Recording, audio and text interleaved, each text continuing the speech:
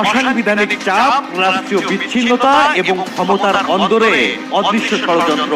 Doctor ইউনূসের অন্তর্বর্তী সরকারের সময়কাল নিয়ে বিস্ফোরক তথ্য সামনে আনলেন খোদ রাষ্ট্রপতি মোহাম্মদ শাহাবুদ্দিন। বঙ্গভবনে দেওয়া এক সাক্ষাৎকারে তিনি এমন এক অধ্যায়ের কথা বলেছেন যা দেশের রাজনীতিতে নতুন বিতর্কের জন্ম দিয়েছে।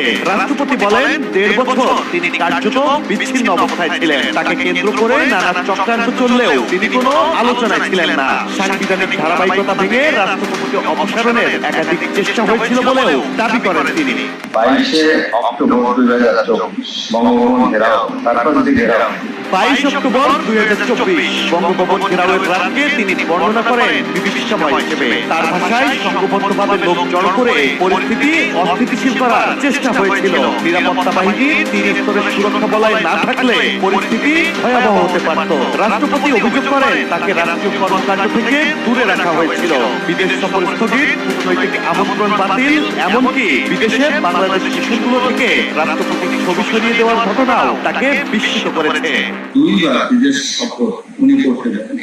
শাহাবুদ্দিন বলেন রাষ্ট্রীয় সিদ্ধান্ত ও বিদেশ সফর সংক্রান্ত বিষয়ে প্রধান উপদেষ্টার সঙ্গে কোনো সমন্বয় ছিল না।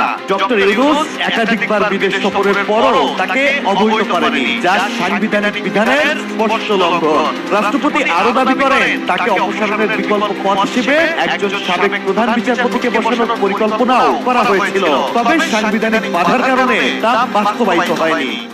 সকলের রূপে সাংবিধানিক সব উপরে ওই জায়গায় বসতে পারে, শেষে ওনাকে অনেক চেষ্টা করেছে। পথের কাঁটা ভেবে যখন বারবার রাষ্ট্রপতিকে উঠতে ফেলার চেষ্টা করেছে ইউনূস, ঠিক সেই দুঃসময়ে কিছু রাজনৈতিক দল, বিশেষ করে বিএনপি শীর্ষ নেতৃত্ব সাংবিধানিক ধারাবাহিকতা রক্ষার পক্ষে অবস্থান নিয়েছিল বলেও উল্লেখ করেন তিনি। রাষ্ট্রপতির এই বক্তব্য প্রকাশের পর রাজনৈতিক অঙ্গনে নতুন করে প্রশ্ন উঠেছে, সেই 1.5 বছরে রাষ্ট্রীয় ক্ষমতার ভিতরে আসলে কি ঘটেছিল? এই প্রশ্নের উত্তর এখন খুঁজছে পুরো দেশ। Desk report, people and politics.